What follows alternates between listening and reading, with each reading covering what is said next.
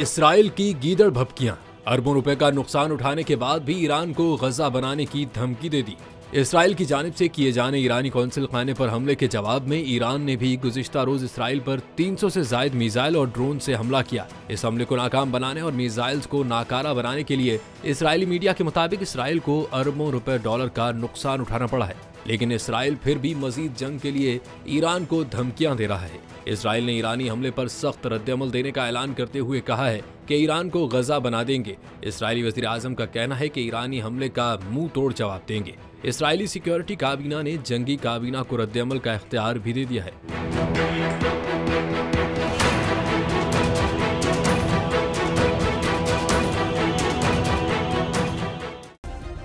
Subscribe करें और bell दबाएं ताकि कोई खबर रह न जाए।